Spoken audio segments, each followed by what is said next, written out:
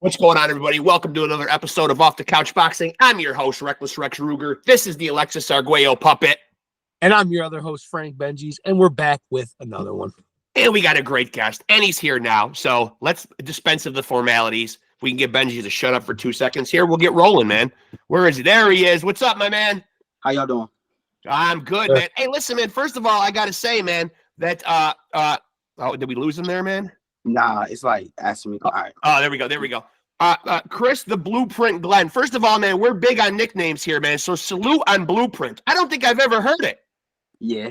I appreciate that. What y'all want to know the reason behind it? Give us the origin. Shoot it to us. Yeah, let's hear it. It's something simple, man. It's nothing crazy. It's not like so. Like, all right. So y'all remember that football show that was on BET called The Game? Yeah, you remember that, Benji's? No. No. Remember The Game? It was a football show. Well, anyway, there was this football player there on there that they gave him the nickname the Blueprint. And I just liked it, so just went with it. So nothing crazy, but Who was the Blueprint though? Do you remember the football player that was the Blueprint? yeah, it wasn't. I forget his actual name, but yeah, I forget his actual name.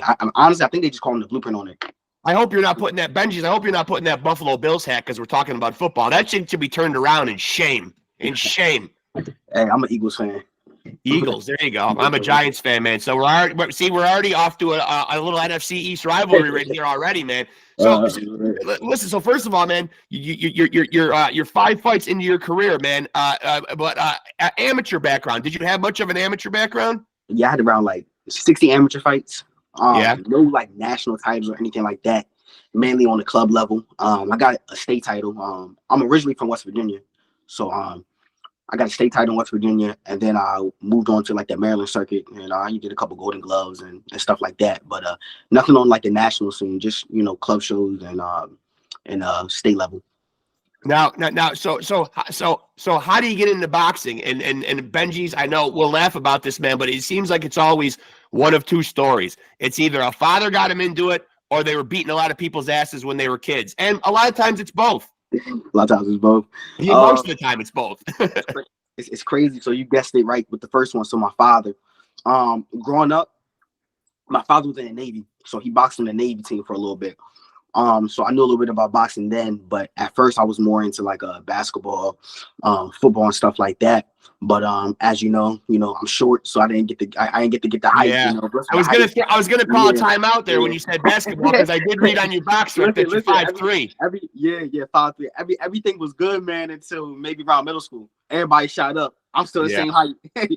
So so that happened, and then the next thing I wanted to do, man, I just it was boxing. My dad, he was a little bit hesitant of getting me into the sport at first because he did it, so he knew how tough it was. But I kept being consistent, asking him, and then that thing I know he let me go, and after that, man, I just I kept boxing. I loved it. And I don't want to disparage the 5'3" crowd out there because let us not forget that the great Tyrone Muggsy Bogues was 5'3". Hey, there we go. But you can get to the league. You can get to the league with being short. Very hard. Yeah. One in a trillion. You could get to the league in the '90s when it was no skill and just pushing and shoving. Hey, you might be onto something there. You might be onto something. So growing up, did you have like any boxing idols? You said you wasn't like a big boxing guy at first. It could even be idols from other sports, I guess, too. I mean, boxing wise, I always watched it. So like I was a fan of of course everybody liked Floyd. So Floyd. But even like the old timers like Dwight Muhammad, him, obviously, Sugar Ray Leonard, Marvin Hagler, the Four Kings. So I'm very educated on, but idols wise, man, I can't really say like anybody that I really looked up to other than my father. But I, as a whole, like I love boxing, and I study boxing, I watch boxing a lot, but I can't really point to one person and be like, oh, I wanted to be like him. I tried to take little bits and pieces from everybody and mash it into my own style. Now, what about like guys that are currently in the sport? Obviously, you look around at these guys; they're all in some way, shape, or form competition. But are there guys who are doing their thing right now that you look at and admire from a fan standpoint, like guys that are currently in the game? Yeah, absolutely. I don't know why a lot of boxers be like, "Oh, I don't watch boxing unless I'm boxing." That's my opinion. I feel like that's stupid. Like Yeah. you want to study your craft, and then like you was just saying, you want to see maybe potential opponents and stuff like that. You want to be surrounded by your environment. But right now obviously I like Devin Haney. I like Gervonta Davis. A big Canelo fan. David Benavidez. He a dog. Yeah. I love That's David Benavidez. that's a big one for us. Yeah, I love David, man. Caleb Plant. I like Caleb Plant too, man. I'm a big Caleb Plant fan, yo. I Yeah, love Sweet Hands. Shout out yeah, Sweet love Hands. Sweet Hands, man. Yeah. Shout out Sweet Hands, man. Groups, everybody, all the other racial groups are trying to claim Caleb Plant, trying to take. y'all y'all. Oh no, you could have somebody else. We keep it. Well, it does look like he's finally going to get to lock horns with the bigger Charlo brother. After the big slap heard around the world. I mean, when you slap a guy in the face, you do got to see him. Hey, yo, Charlo, man, I don't know what's been going on with them, man. But hopefully he can get that fight, man. Hopefully, man. That's in there, if you ask me. Yeah. And he had right now, if that was me, he got to see me. You know what I'm saying? No doubt. Where you going? We're doing it right. Hey, got to. But that's what you hear about the bigger one, man. You hear he's like, that's what Plant was saying, man. He's a straightforward guy.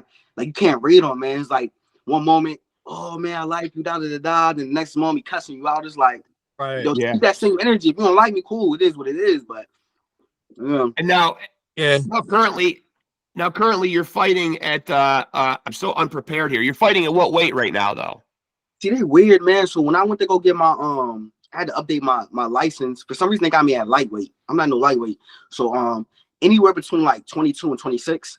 Yeah. Until I can pick up maybe a smaller belt, and then I would start campaigning, maybe at 22 or 26.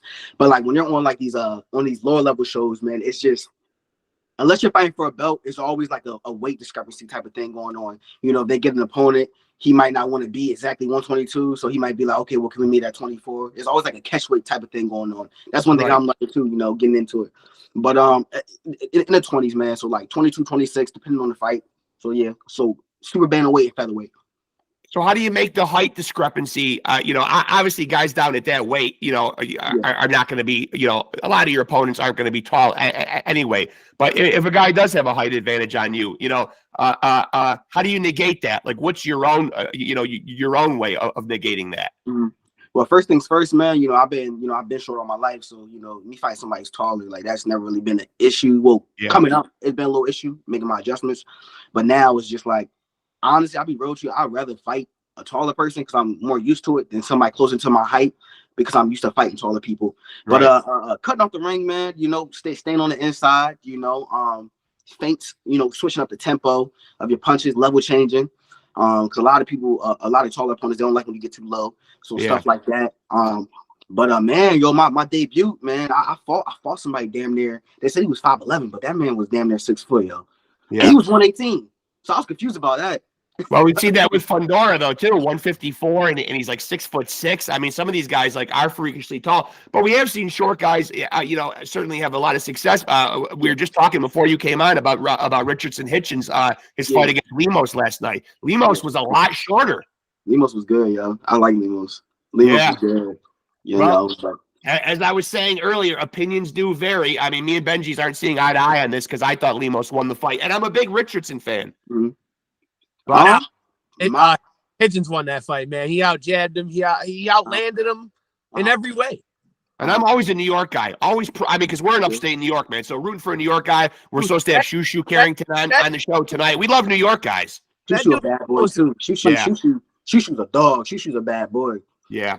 So, Lemos did 12 jabs last night. Hey, he's not a jabber. Yeah, but see, that's the thing with Lemos. I was watching. I'm like, man, he could make that thing a lot harder if he would just jab a little bit, man. Because he wasn't giving Hitchens nothing it was the same tempo, and if he would at least jab a little bit, at least Hitchens would have to focus on the jab and all that too. But who I thought won? Close fight, I think. Nice. Close fight. Nice. Before, all right, because I'll say this about fights. I'll be real with you, because sometimes I catch myself going the commentators a lot of time because it's hard, So before I make judgments, sometimes I like to go back and rewatch the fight. You know what I mean? Before I make a judgment, because man, it's always and then you got to realize this too. People don't understand. You got to judge fights round by round. You know what I mean? Like for instance, right? Like the dude might have had like one big round, and they feel like that neglects like all the other rounds that old boy won, or whatever the case is. You know what I mean? You got to like honestly like, okay, he won this round, he won this round. Just because he had one big round, that doesn't mean that he won all those other rounds. You see what I'm saying? Right. Like a lot of people, they get caught up in that. Because that's where we was talking. Mr. Round 8 over there, he'll tell you. But round 8 was a good one for Remo. The post round 8. but he did good for his stock though, man. Because Remo, he'll definitely get some more fights and stuff like that, man. You know, so that's good for him. But I like him, man. But you got all these guys right now that are all arguing about who the face of boxing is right now. And like you mentioned a lot of big names, but is there one guy right now that you feel like is really carrying the torch for the sport right now? It seems like everybody's jockeying for that.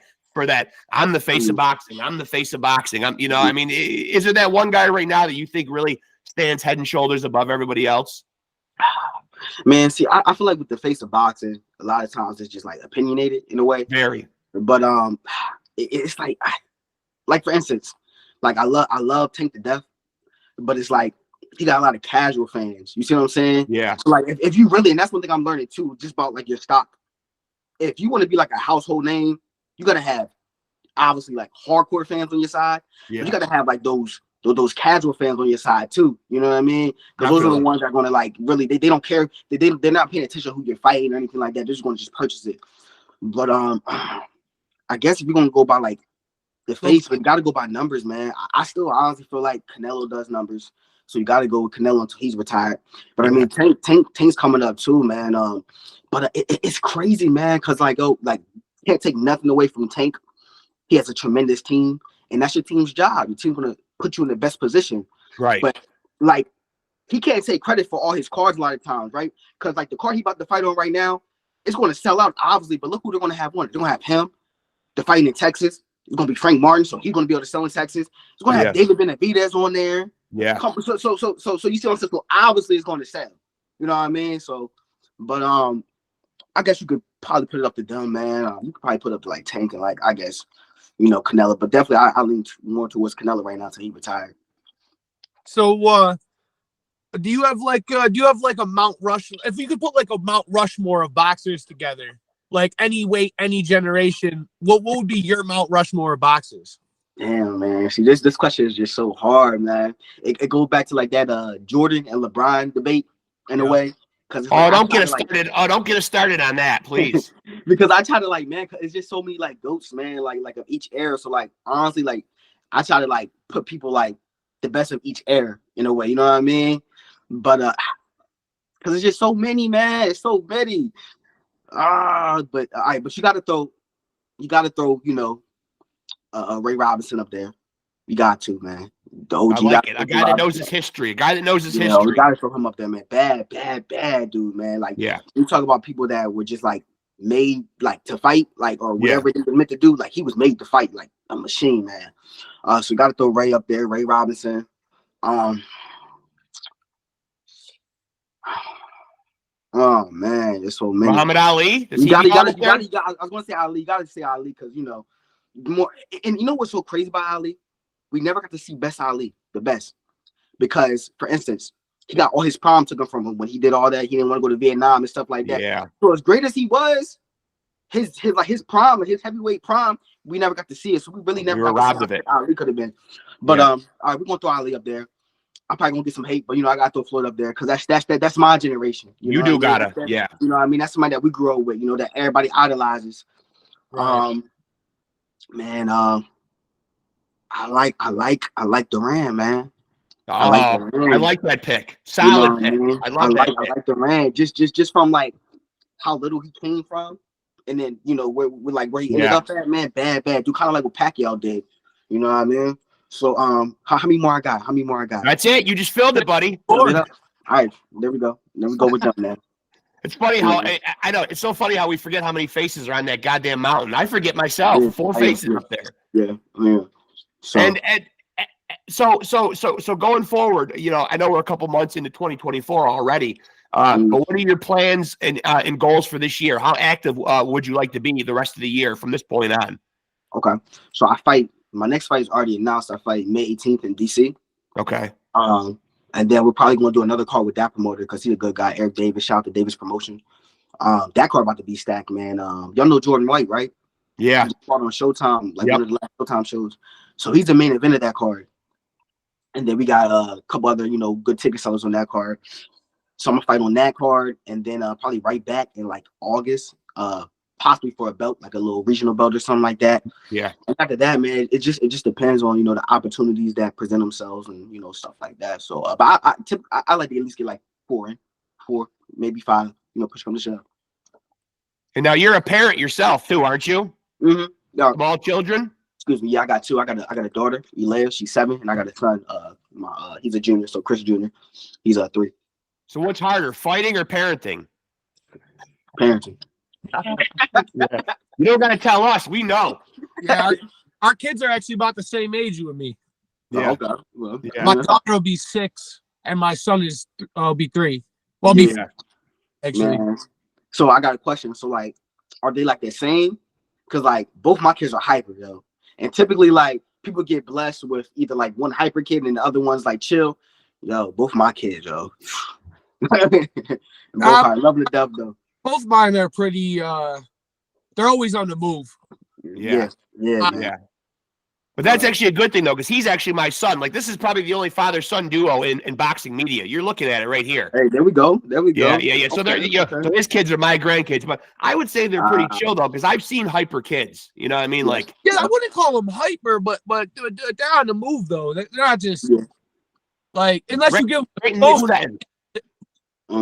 give them one of them shit tablets, then they'll sit there for 3 hours. Yeah, man. Yeah. Technology will really. They love tablets, yo. They love them. Yeah, that technology will really put a damper on your kids' movement right there, man. You put some technology in front of them. I do it here and there. You know what I mean? If I'm trying to go to sleep, I'm tired. All right, go ahead. Yeah. You just give right in. I don't know how old you are, but I grew up right on that like edge. Like we had where you could go on the computer, but somebody couldn't be on the phone at the same time. Mm-hmm. You know, 26, so. like shit like that. 26. So, yeah, 26. Yeah, 26. 27 in May. So I had a little bit of technology in my life, but we still played outside though. Yeah, I mean, we still played outside too, man. But like nowadays, man, everything is just YouTube. You go by the parks you grew up playing at, and they're empty. Yeah. Sad. Nobody at the basketball course during the summer, anything like that, man. So. Yeah, you don't see kids playing like pickup baseball games. Like we used to go by baseball fields, and it wasn't even organized baseball. There would just be kids playing sandlot ball. You know, groups and groups of kids just riding their bikes up and getting a game somewhere. Yep. So were you a good athlete all around? Like I know you mentioned you dabbled in other sports. Yeah, definitely. I always been pretty athletic. Like I said, just for like. Basketball and stuff, like I just didn't get the hype. So I was just like, hey. But everything happens for a reason, man. I always look at it like, shoot, man, I found boxing. This is like honestly like my real like true love and my passion. So now you mentioned that your father was reluctant when you were going to do boxing. If your own son comes to you at some point and wants to box, are you going to have that same reluctance, or do you feel like this is one of those things that you would give him your blessing on? I mean, I shoot him straight. I tell him what it is, and because at the end of the day, if he want to do it, he gonna find a way to do it regardless. Sure. So, like if he honestly wants to do it, that's just my job to, as a parent, to put him in the best position to be successful and to be safe.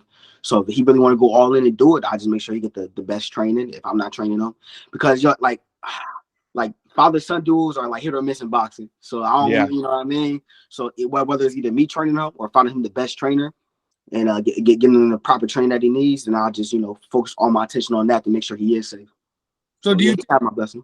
I know you're probably not thinking about this much right now, being 26, but you're obviously sort of talking about it right there. Do you think you'll always maintain kind of a foot in boxing forever, like life after boxing? Do you think that would look like for you? So I got like a love-hate relationship with boxing in a way. So like amateur, man, and like if you ask like a lot of professional boxers, they'll say the same thing, yo. And it's funny, but like amateur boxing was a lot more funner than pro. Because once money's involved and stuff, you already know how that goes. Yeah. So like the business, I love boxing, by itself. But like the business of it, man, is ugly, man. It's horrible. Like, so I don't know, man. Maybe, but I am doing my own promotional company, so I'm gonna do that and stuff like that. So maybe, but not really set in stone whether it's a yes, a definite yes, or a definitely no. Well, you got a long ways to go anyway. Mm-hmm. Yeah. And so I know Benji, you were probably going to touch on this, but I'll hit on it. We've probably gotten out of order with the questions here, but the gimmick fights, these Jake Paul type fights, where do you stand on them? You like them for boxing? Like when we see these YouTubers or we see boxers going against MMA guys in these hybrid fights. I mean, it seems like sometimes it brings a lot of eyes to the sport, but we've had so many guests on here and the opinions are very divided on like whether people like them or whether they don't. What's your opinion on them? Like my opinion, like if they keep it for like what it is, cool. But then when they start like doing like all the extra stuff and trying to like compare themselves to actual boxers or whatever the case, it definitely kind of gets like, yo, like if it has its own thing, cool. It is what it is. But once it comes over here and it does all the extra stuff, that's when I technically don't like it. For like the MMA and the boxing, it's like it's hit and miss with me because if you go back, Ali did it with like that wrestler. So it's like, and then even like with like Robinson and them like that, when they retired, they did like little expeditions and stuff like that. So long story short, as long as it has like its own route and it stays what it is, and we do an expedition, like we not saying we boxers or anything like that. We just trying to have fun with it. Cool, I'm cool with it. But then once it gets all the other stuff, then that's when I kind of like, all right, yo, like y'all doing the most. I just get worried, man, because I feel like some of those Jake Paul fights, I feel like, man, he might be sliding somebody a bag to take a fall for, man. And I can't live with thinking of the mighty Mike Tyson doing this. I feel like this fight, I don't care what age Mike Tyson is at. When Mike Tyson fights a Jake Paul, it should end in a first round murder. I hope he don't. But definitely, yeah. You already look. Boxing's crooked, yo. Boxing is like it's crooked. And even like back in the day when the mob and stuff was involved, you know how many times they probably had like people's like they had judges' families like, yo, you better give this guy. So like boxing always been like that, man. It's a social media age, so it's just more on the forefront now. But boxing's always been dirty. But Jake Paul, they probably definitely do pay people off. You can tell me. Do you think it's kind of a step back for him fighting Mike Tyson though? Because I do believe he's like sort of like ranked in one of the WBC something like in the cruiserweight division. Not high, but he's getting there. Like he's going up. Yeah. He's just about it. It's money. It's a money grab. Yeah. You know what I mean? I know he liked boxing, but he don't really like boxing like that. So he's just doing it for the money. So he really don't care. But that's the trend nowadays anyway. Like now belts don't matter and stuff like that. So a lot of these people they just chasing the bag. So truthfully, I wouldn't care this podcast even if it presented itself. I wouldn't even want to interview him. No. I mean, we try to stay pure to the sport, man. And like we pride ourselves on this podcast. We've had a lot of legends on, but it's great having guys like you that are on the come up. And it is kind of an insult. We've asked guys that before. When you see a guy stepping in and he's been boxing for 5 fucking minutes and suddenly he's getting ranked and you guys are grinding for years and years and years, and these guys just get to kind of like leapfrog you in a sense. It's kind of leave a bad taste in a boxer's mouth. It's like because nowadays, like with the promoters and stuff, they don't care if you can fight or not. It's just if you can put asses in seats, you good. Yeah, that's the only thing that matters. And then it's and then even like getting ranked and stuff like that, man. It's just like, it's who you know. Like it takes more like to get to like that level, and then to get to like a superstar level, it's more than just being a good fighter. It takes more than it takes connections and stuff like for instance, like Correll Moulton, great fighter. He got the talent. But he's ranked, I think, in like the top 15. He only got like 3 fights or something like that. I know. He's under Mayweather, so he can pull those type of cards. Right. A lot of times, these people want to just co-sign you because who you with. You were Mayweather. You without Heyman. You were Golden Boy. So they're going to do whatever with you. So it is. As Reggie Johnson said, the politricks. Yeah. No, real talk. Yeah. Yeah. So listen, man. I'm glad we finally got a chance to do this, man. And I do hope you'll stay in touch, man. We'd love to have you back on. Absolutely. How y'all find me? You were tagged in something. I mean, you know, because we do this, we're in so many of the boxing groups on Facebook, and you know, we're constantly learning new names and finding people in the sport. And I forgot who it was. I think it's a friend of somebody that we've had on here, but we've done well over 100 episodes. So we've had a lot of fun. I ain't mad at it. I said I'm not mad at it. Yeah. But you know, I'm glad we did, man. And you know, I'm glad that we got you early on in your career, because when you are fighting for a belt, just remember who's got to be front row. Absolutely. Gotcha. Just keep in mind that it was a weird 50-year-old guy that was just Facebook trying to find people. So where are y'all based out of though? Like we're in upstate New York. We're actually about about a half an hour away from the Boxing Hall of Fame. Okay. Yeah. Matter of fact, I think my coach is my trainer, my main trainer is Simon Brown. So he was just out there a few years ago, you know, getting inducted. Yeah. Oh yeah, I remember Simon. Yeah. That's my coach. That's my main coach. So yeah. And So you know, certainly please keep in touch. And anytime anything's popping, man, we'd love to have you back on to talk about it. Whether you're promoting a fight or anything that you're doing, man, we'd love to have you back, man. Okay, for sure. I definitely keep in contact with y'all, man. I appreciate the opportunity. Thank you. Yeah. Well, we appreciate you, man. This has been fun, man. Nice chopping it up with you, man. Yes, sir. Appreciate y'all, man. Appreciate you, man. Thank you so much, man. God bless, man. Talk to you soon, man. Talk to y'all soon. All right. Later, man. There he goes, folks. The blueprint. Straight from the horse's mouth. All 5'3" of them. And I'm not going to poke fun and hate on a guy, man, because I was a Muggsy Bogues fan, man. Short guys can make it, man. We done with the 90s. Yeah, we done with the 90s. That's right, man. But that was fun, man.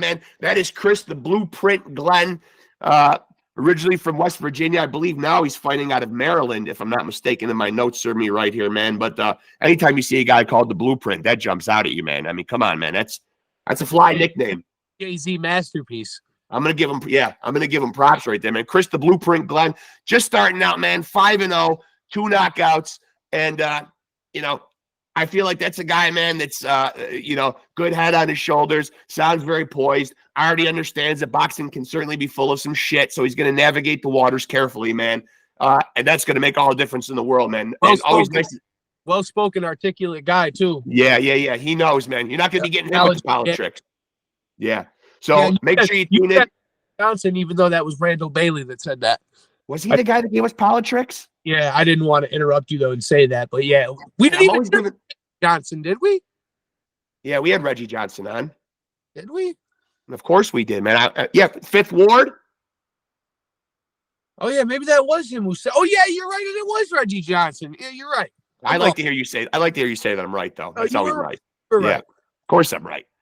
And it was Randall Bailey, though. My bad. Make sure to like and follow us on Facebook, and make sure to like, subscribe, and hit that notification bell. Stay tapped into the best boxing conversations anywhere in the civilized world, and even the uncivilized world. Yep. Even if you're throwing spears at Jaguars right now, subscribe. Yeah. Subscribe, man. Guess what? Duke Mike is on here. Yeah, that's right, man. Yeah, that's right. And so that was a lot of fun, man. Appreciate Chris, the Blueprint Glenn, coming on here, man. Keep an eye on that kid. A rising star in the making right there. You just witnessed it right there. And, of course, he came on with a couple of already established stars. So it was star-studded. That was a star-studded one. Rising and established. Yeah. Bunch of baloney. What a bunch of hootenanny. Dude, the only star-studded part about it is your hat and Alexis Argolla in puppet form behind you. That's true. So make sure to stay tapped in, folks, man. And shout out Gary to the Busey, because I can go 15 seconds with anything. And if you want to be a champion, make sure that you stay rolling with the champs.